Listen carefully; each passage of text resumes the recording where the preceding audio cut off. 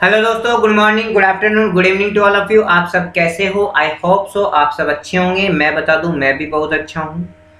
आज हम एक चैप्टर स्टार्ट करने जा रहे हैं और चैप्टर का नाम और उसकी इम्पोर्टेंस ही बेहद ज़रूरी है। आपको स्पेशली उस पर फोकस करना है क्योंकि एग्जाम पॉइंट ऑफ व्यू से वेरी वेरी इंपॉर्टेंट है। ठीक है। और चैप्टर का नाम है बेटा, चैप्टर का नाम हम लिखे तो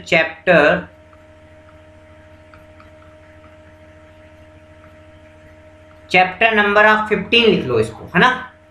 इसको आप चैप्टर नंबर 15 ही मानो, है ना। ठीक है। और चैप्टर का नेम क्या है, मैं आपको नेम भी बता देता हूं। चैप्टर का नेम है बेटा standard costing.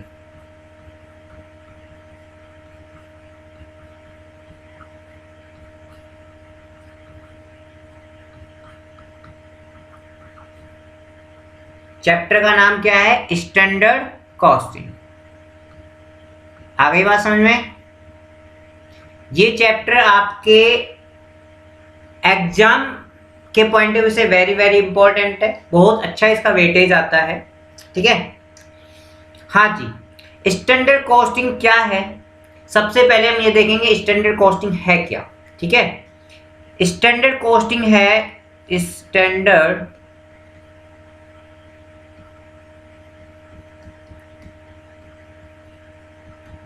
costing is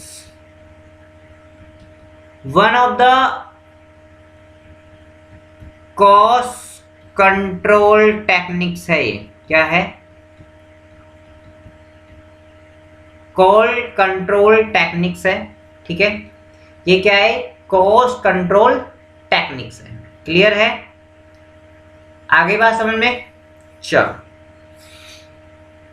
not method and not method, method नहीं है कॉस्टिंग का, मेथड नहीं है। Not a method of costing, ये कॉस्टिंग का मेथड नहीं है। जैसे आपका जॉब कॉस्टिंग, हमने जैसे जॉब कॉस्टिंग पढ़ा था ना, जैसे जॉब कॉस्टिंग होता है, ऐसे जॉब कॉस्टिंग की तरह ये क्या नहीं है। जॉब कॉस्टिंग, कॉन्ट्रैक्ट कॉस्टिंग,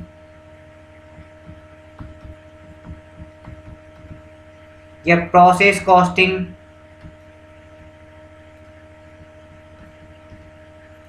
या यूनिट कॉस्टिंग, या ऑपरेटिंग कॉस्टिंग,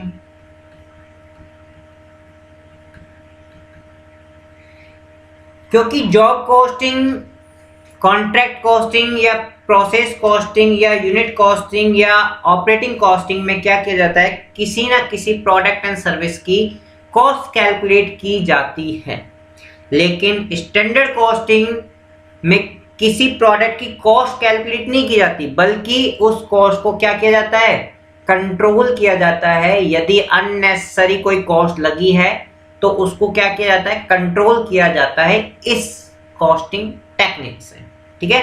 तो स्टैंडर्ड कॉस्टिंग एक कॉस्ट कंट्रोल टेक्निक्स है, ना कि कोई प्रोडक्ट कैलकुलेट करने की कॉस्टिंग मेथड है। ठीक है। आगे बात समझ में? नोट डाउन आपने किया? नोट डाउन कर लिया ना आपने? चलो फटाफट, नोट डाउन नहीं किया है तो फटाफट कर लीजिए।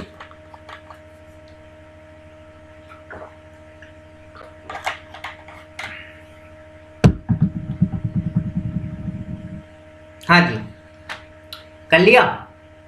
चलो, मीनिंग ऑफ, सबसे पहले हम मीनिंग पढ़ते हैं स्टैंडर्ड की। Meaning of standard, meaning of standard, तब जाके हमें स्टैंडर्ड कॉस्टिंग की मीनिंग समझ में आएगी, यदि हम स्टैंडर्ड की मीनिंग अच्छे से जानते हैं तो। ठीक है। स्टैंडर्ड का मतलब होता है कोई हम यार्ड स्टिक, कोई हम एक टारगेट सेट करते हैं तो उसे हम बोलते हैं स्टैंडर्ड बनाना। ठीक है। हम किसी का क्या करते हैं, टारगेट सेट करते हैं, कोई पैरामीटर सेट करते हैं, उसे हम बोलते हैं स्टैंडर्ड बनाना। ठीक है। तो ये क्या है, एक पैरामीटर है, ठीक है, या हम कहे एक टारगेट है, ठीक है। आगे बात समझ में, तो इसमें लिखना है अपन को मीनिंग ऑफ कॉस्टिंग में, स्टैंडर्ड मीन्स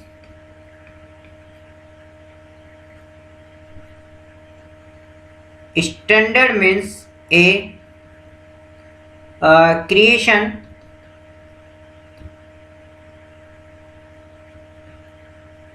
क्रिएशन और a yardstick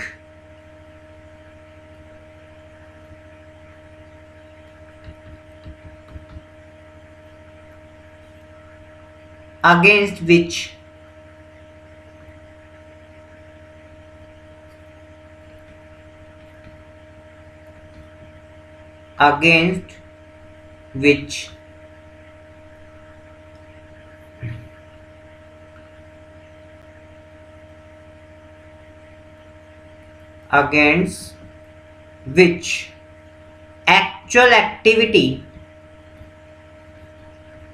actual activity can be compared to determine the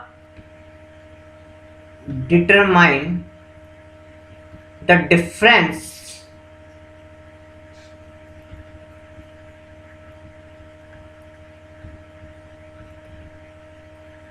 between the two, ठीक है। स्टैंडर्ड का मतलब क्या है कि एक यार्ड स्टिक है जो एक्चुअल एक्टिविटी के से क्या किया जाता है, कंपेयर किया जाता है, और कंपेयर करने के बाद कोई डिफरेंस निकाला जाता है। दो के बीच में क्या निकाला जाता है, डिफरेंस निकाला जाता है। एक टारगेट होता है जिसका एक्चुअल एक्टिविटी से क्या किया जाता है, कंपेयर किया जाता है, और कंपेयर करने के बाद उसका डिफरेंस निकाला जाता है, और डिफरेंस देखा जाता है कि वो हमारे लिए फेवरेबल है या एडवर्स है, हमारे लिए प्रॉफिटेबल है या लॉस सफर करेगा, ठीक है। आगे बात समझ में, हम इसे एग्जाम्पल के थ्रू भी बताएंगे आपको, डोंट माइंड, ठीक है। आगे बात समझ में, अब देखिएगा यहां पर मैं आपको एक चीज बताता हूं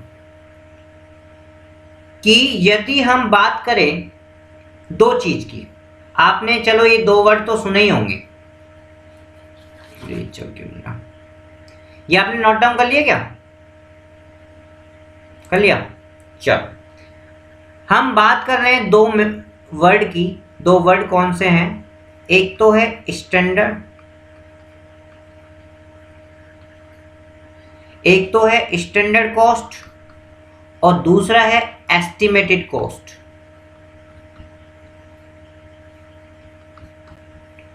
क्या इन दोनों में डिफरेंस आप जानते हो? इन दोनों वर्ड में यदि आप डिफरेंस जानते हो तो आपको बहुत अच्छे समझ में आएगी, ठीक है। देखो स्टैंडर्ड कॉस्टिंग है ना, वो ये बताता है, स्टैंडर्ड कॉस्टिंग का मतलब ये होता है, स्टैंडर्ड कॉस्टिंग ये इंडिकेट करता है, स्टैंडर्ड कॉस्ट इंडिकेट्स कि आपकी कॉस्ट क्या होनी चाहिए, व्हाट कॉस्ट शुड बी, आपकी कॉस्ट क्या होनी चाहिए, ठीक है। और जबकि एक्चुअल जो एस्टिमेटेड कॉस्ट है ना, एस्टिमेटेड कॉस्ट, उसमें ये इंडिकेट किया जाता है, estimated cost indicates what cost will be, what cost will be। दोनों ही क्वेश्चनों में डिफरेंस है। स्टैंडर्ड कॉस्ट का मतलब है कि आपकी कॉस्ट क्या होनी चाहिए, तो क्या होनी चाहिए, तो इसके लिए अपन क्या करेंगे, फ्यूचर में होने वाले चेंजेस है उनको ध्यान में रखेंगे कि नहीं रखेंगे, रखेंगे, ठीक है। तो ये क्या है, स्टैंडर्ड कॉस्ट कैलकुलेट करने का मतलब टारगेट जो हम सेट करते हैं उसका मतलब है कि साइंटिफिक टारगेट सेट करना। ठीक है, कि मान लो कि मैं एक बोतल बना रहा हूं तो बोतल बनाने की कॉस्ट क्या होनी चाहिए, ये बोतल मैं बना रहा हूं तो इस बोतल की कॉस्ट क्या होनी चाहिए, ये मार्कर मैं बना रहा हूं तो इस मार्कर की कॉस्ट क्या होनी चाहिए। तो इस क्या होनी चाहिए, तो इसके लिए मैं क्या करूंगा, साइंटिफिक पास्ट एंड फ्यूचर का जो कॉस्ट इंक्रीमेंट होना डिक्रीमेंट होना है, मार्केट प्राइस में चेंज होना है, उनका क्या लगाऊंगा, मैं अनुमान लगाऊंगा। ठीक है, उसके आधार पर ही क्या होगा, मैं कॉस्ट एस्टिमेट यानी स्टैंडर्ड लगा पाऊंगा कि ये 20 रुपए का बन सकता है। ठीक है, एस्टिमेटेड कॉस्ट का मतलब है इसकी कॉस्ट बनाने से पहले 20 रुपए होगी, अपन को इसको 20 रुपए बनाना है, 20 रुपए में ही बनाना है। ठीक है, ये है एस्टिमेटेड कॉस्ट का मतलब। ठीक है, तो लिखिएगा यहां पर सबसे इंपॉर्टेंट पॉइंट ये है कि जो स्टैंडर्ड कॉस्ट है ना,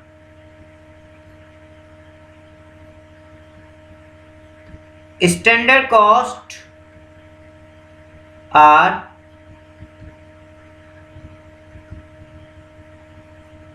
determined on scientific basis।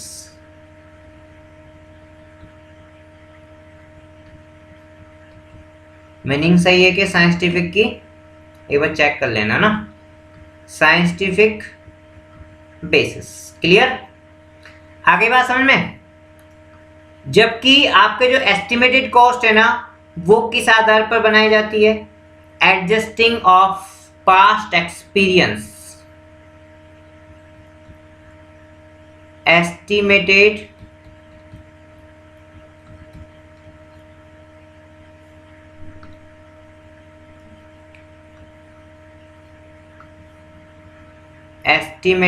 cost are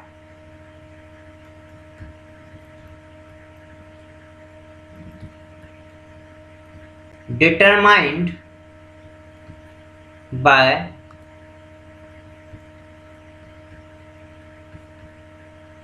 adjusting past figure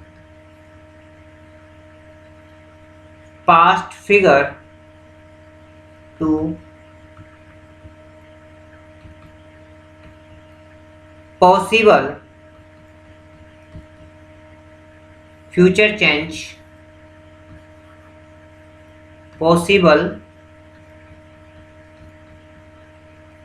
future change।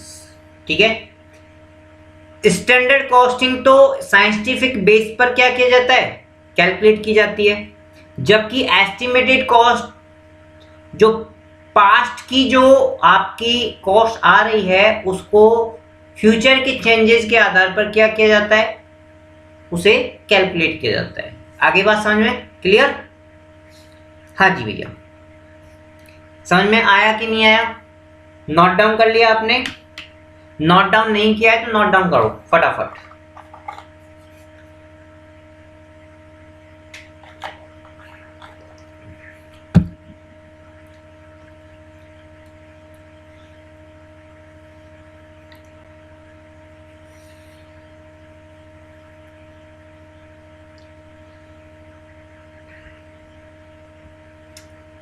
कर लिया नोट डाउन? चलो आगे चलते हैं और भी अपन पॉइंट्स पढ़ते हैं।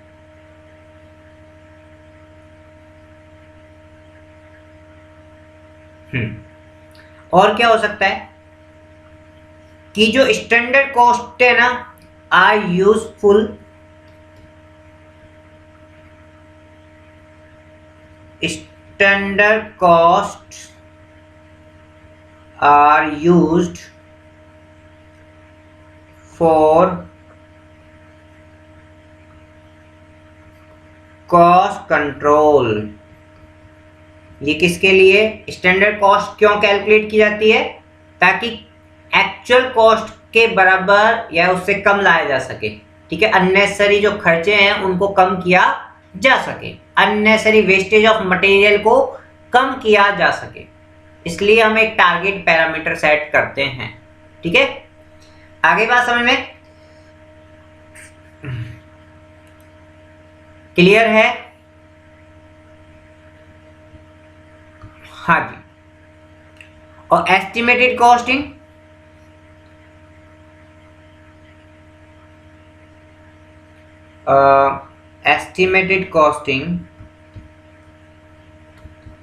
estimated cost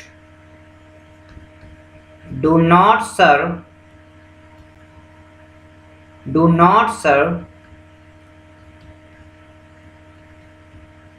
the purpose of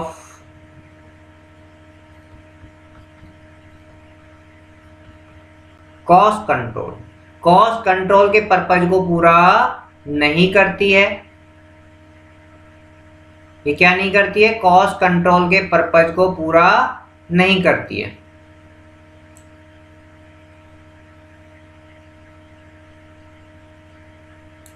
ठीक है, कॉस्ट कंट्रोल के पर्पज को पूरा नहीं करती है, तो ये क्या करती है? These may be used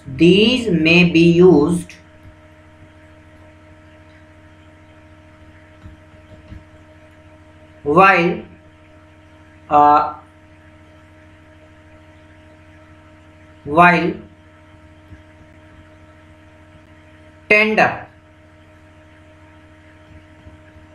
tender price के लिए यूज हो सकती है। यानी कहने का मतलब है क्वार्टिंग सेलिंग प्राइस कैलकुलेट करने के लिए काम आती है। क्वार्टिंग सेलिंग प्राइस कैलकुलेट करने के लिए काम आती है। ठीक है, कहने का मतलब है कि जो स्टैंडर्ड कॉस्टिंग है ना, वो तो किसी कॉस्ट कंट्रोल करने के लिए काम आती है, लेकिन एस्टिमेटेड कॉस्ट है ना, केवल टेंडर प्राइस कैलकुलेट करने के लिए काम आती है। टेंडर प्राइस, जैसे किसी ने बोला कि मुझे 100 गज में मकान बनाना है, तो उसके लिए क्या करेंगे? स्टैंडर्ड कॉस्टिंग फॉलो करते हैं। स्टैंडर्ड कॉस्टिंग फॉलो करते हैं ताकि कॉस्ट एक टारगेट बनाया जाता है। लेकिन इसमें एस्टिमेटेड कॉस्ट भी आता है, जिसके लिए उसे टेंडर देना है कि भाई अभी अनुमान लगा के देंगे हम तुरंत, हाँ 15-20 लाख रुपए में तो बन ही जाएगा, 15-20 लाख रुपए में बन जाएगा, 2 मंजिल का मकान बनेगा और 100 गज में 15-20 लाख रुपए का मकान बन जाएगा। ये होता है आपका एस्टिमेटेड कॉस्ट। ठीक है, क्लियर है? आगे बात समझ में? हाँ जी। और भी देखे, नोट डाउन कर लिया आपने? स्टैंडर्ड कॉस्ट कहां अप्लाई होती है? Standard cost are used by a firm. कौन फर्म इसे फॉलो करती है स्टैंडर्ड कॉस्ट को? Which having the standard costing system, having the standard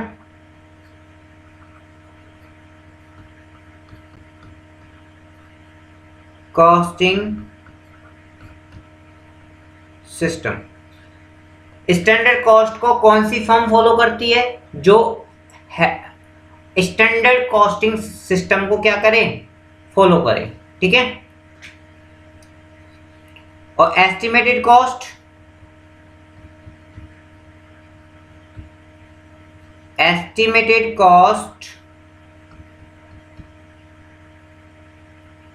are used by firm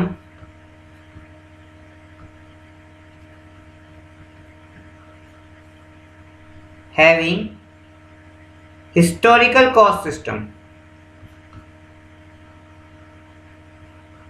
historical costing system जो हिस्टोरिकल कॉस्टिंग सिस्टम के base पर किसी product की कॉस्ट कैलकुलेट किया जाता है तो वो एस्टिमेटेड कॉस्ट के बेस पर किया जाता है। क्लियर है? आगे बात समझ में क्लियर है? हाँ जी, ये कंप्लीट हुआ आपका स्टैंडर्ड कॉस्ट और एस्टिमेटेड कॉस्ट की डेफिनेशन। ठीक है, नोट डाउन आपने कर लिया होगा, कर लिया? नोट डाउन कर लिया है तो अपन क्यों ना, देखो इसकी थोड़ी सी थ्योरी और है जिसे अपन आगे जाके पढ़ लेंगे। ठीक है, क्लियर? लेकिन अभी हम जो पढ़ने वाले हैं, अभी जो हम पढ़ने वाले हैं वो क्या पढ़ने वाले हैं ये देखिएगा। ठीक है, हाँ जी, नोट डाउन कर लिया? चलो,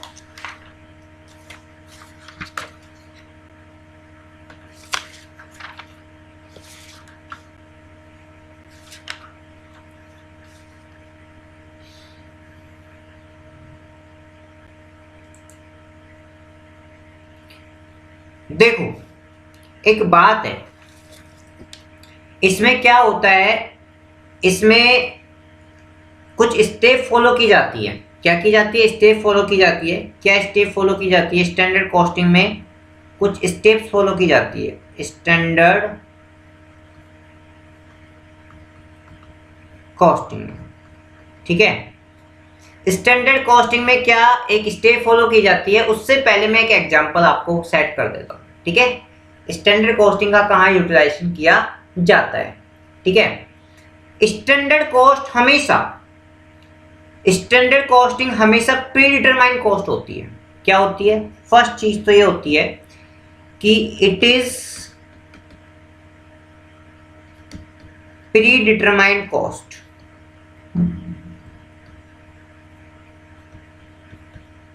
प्री डिटरमाइंड कॉस्ट जिसे अपन एक्चुअल प्रोडक्शन से पहले कैलकुलेट कर लेते हैं, which is computed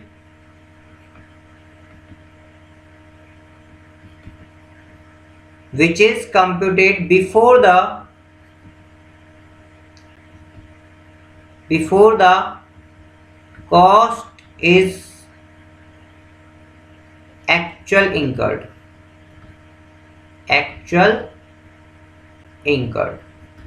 actual cost लगाने से पहले ही इसको क्या कर लिया जाता है? इसको कैलकुलेट कर लिया जाता है। आगे बात समझ में? और ये जो कैलकुलेशन की जाती है, स्टैंडर्ड कॉस्ट जो कैलकुलेशन की जाती है, वो साइंटिफिक बेसिस पे की जाती है। साइंटिफिक फैक्टर्स को ध्यान में रखते हुए की जाती है। It is based on engineering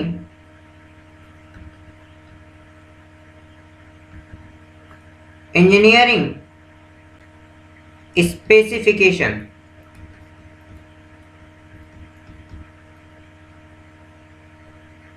Specification means scientific basis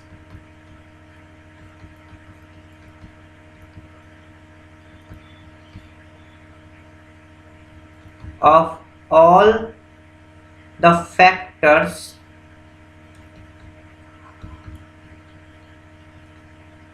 affecting cost।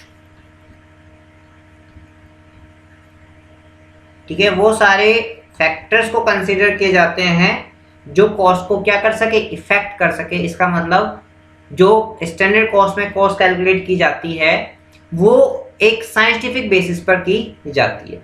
ठीक है, थर्ड पॉइंट, ये किसी पर्टिकुलर पीरियड के लिए कैलकुलेट की जाती है। It is computed for a specific period of time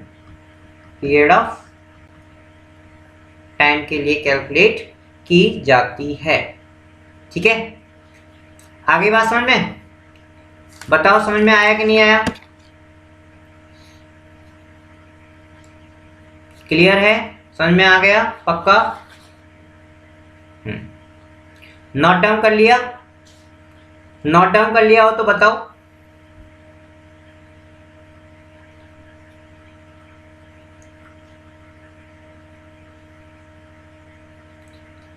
अब इसकी यदि हम डेफिनेशन देखें, यदि इस स्टैंडर्ड कॉस्टिंग की हम डेफिनेशन देखें तो क्या हो सकती है, ठीक है? वो डेफिनेशन हम लिखेंगे यहाँ पर, ठीक है? इससे पहले आप नोट डाउन कर लो। कर लिया? हाँ जी।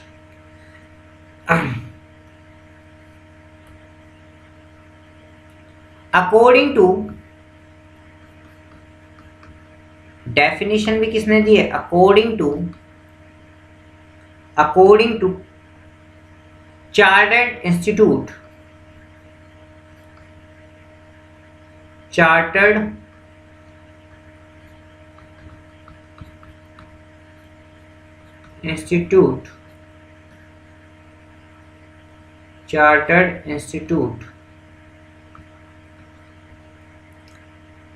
of management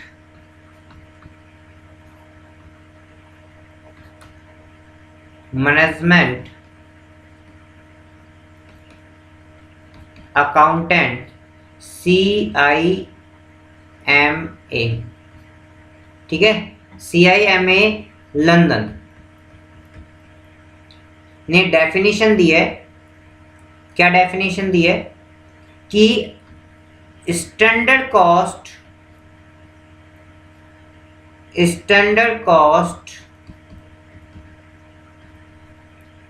is the predetermined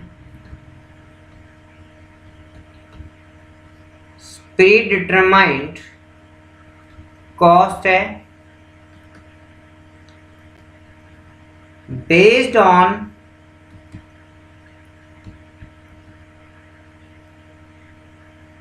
technical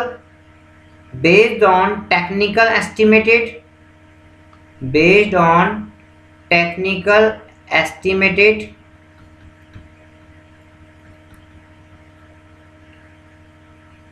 for material,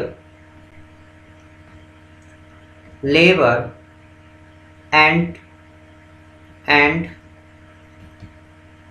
other expenses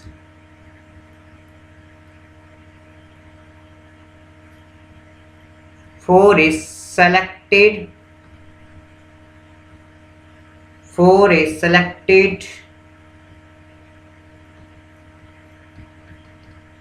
period of time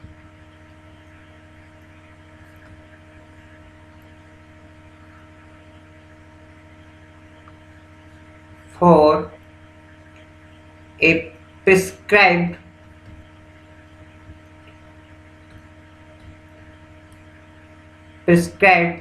sets of working condition,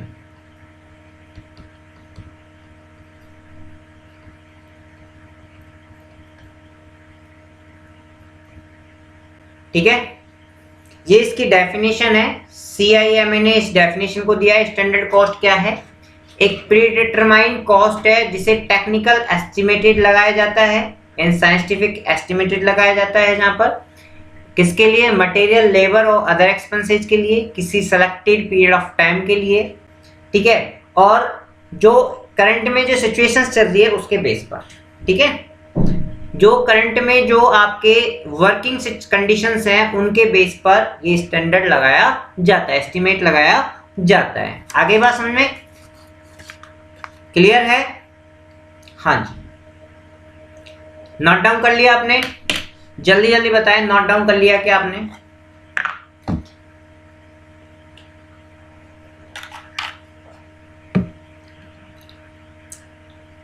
हाँ जी, कर लिया?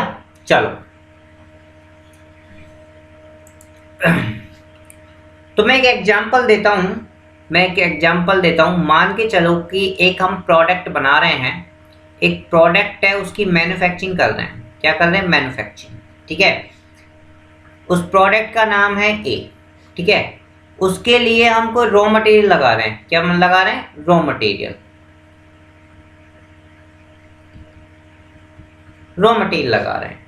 आपको पता है कि प्रोडक्ट ए की किसी एक यूनिट को मैन्युफैक्चरिंग करने के लिए हमने स्टैंडर्ड लगाया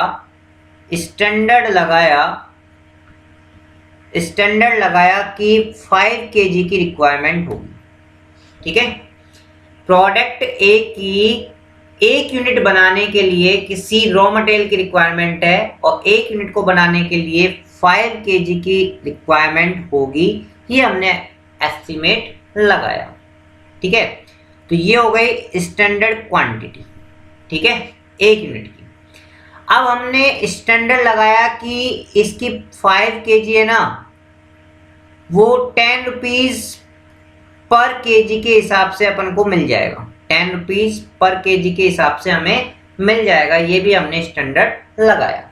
ठीक है, तो इसका मतलब है कि एक यूनिट को बनाने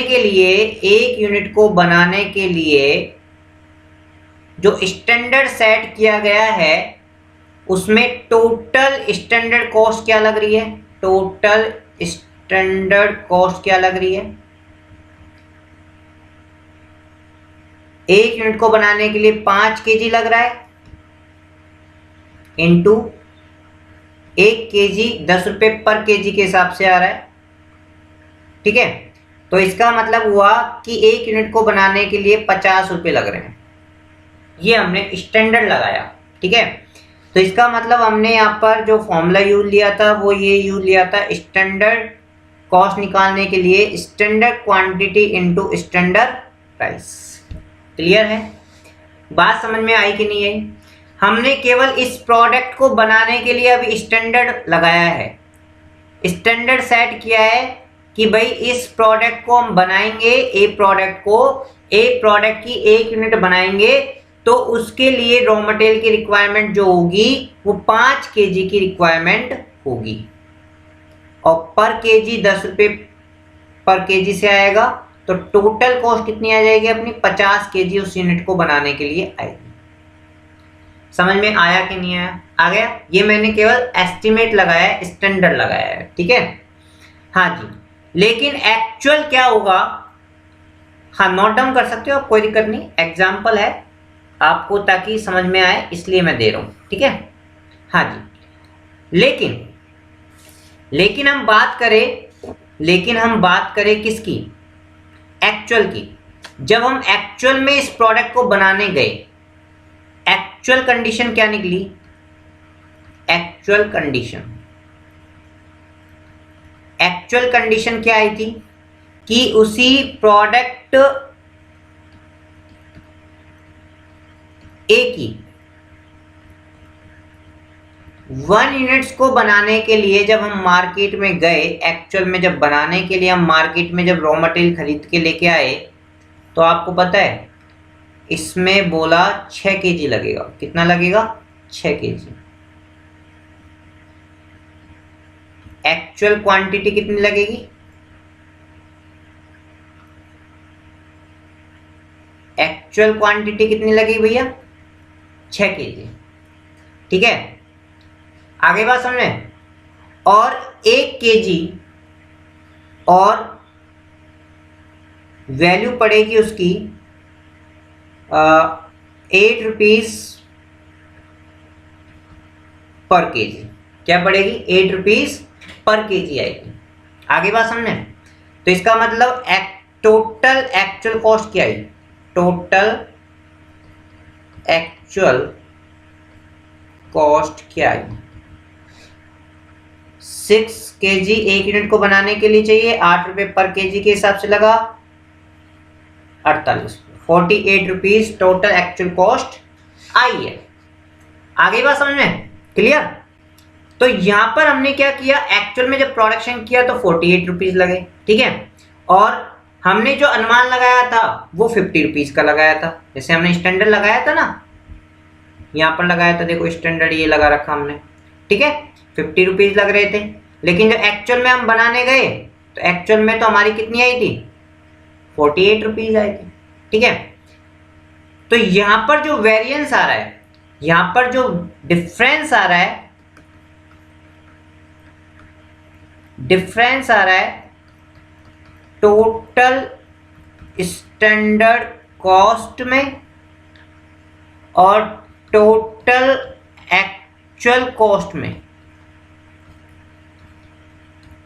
ये डिफरेंस आ रहा है, ये तो आई थी अपनी 50 रुपये और ये आई थी अपनी 48 रुपीज़ जो एक्चुअल में बनाई थी।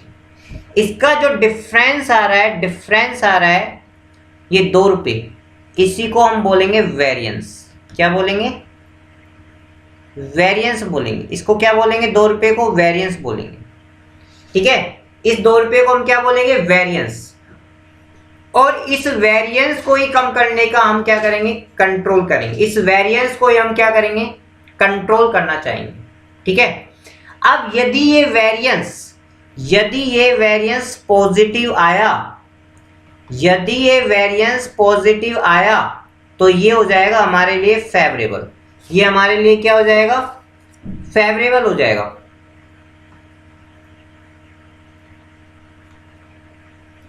ये क्या हो जाएगा? हमारे लिए फेवरेबल हो जाएगा। और यदि ये नेगेटिव आया, यदि ये क्या आया? नेगेटिव आया, तो ये हमारे लिए हो जाएगा एडवर्स।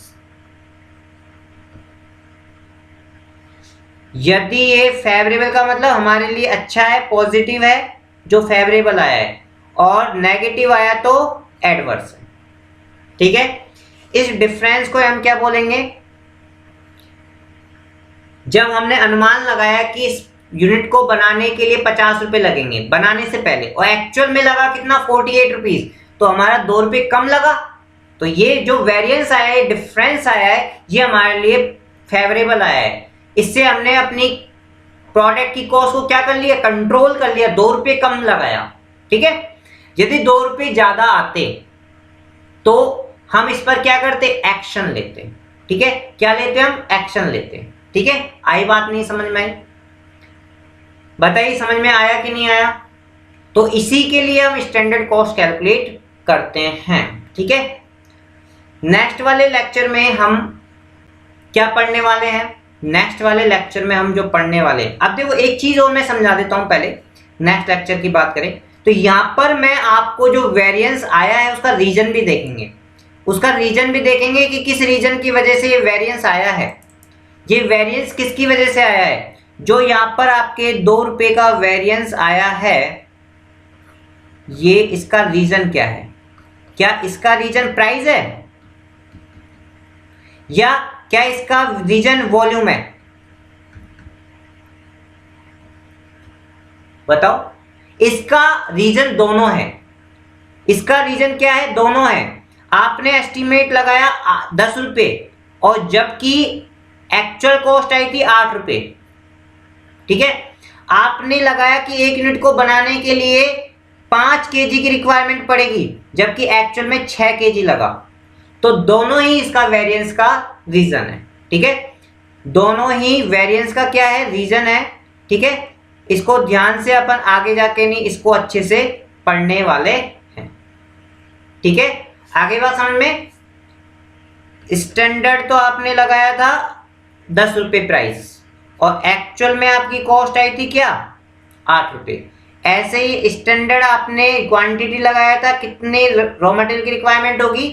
5 यूनिट की, और जबकि एक्चुअल में क्वांटिटी कितनी आई थी? 6। आगे बात समझ में? क्लियर? तो ये वेरिएंस दोनों की वजह से हुआ है, प्राइस की वजह से भी और वॉल्यूम की वजह से भी, है ना। तो आगे जाके नहीं हम इस वाले टॉपिक में जो पढ़ने वाले हैं वो वेरिएंस के बारे में पढ़ने वाले हैं। ओके, तो आज के लिए इतना ही। ठीक है, नेक्स्ट लेक्चर में हम वेरी एग्जाम के पॉइंट ऑफ व्यू से जो टॉपिक है उसको स्टार्ट कर देंगे। ठीक है, ओके, बाय।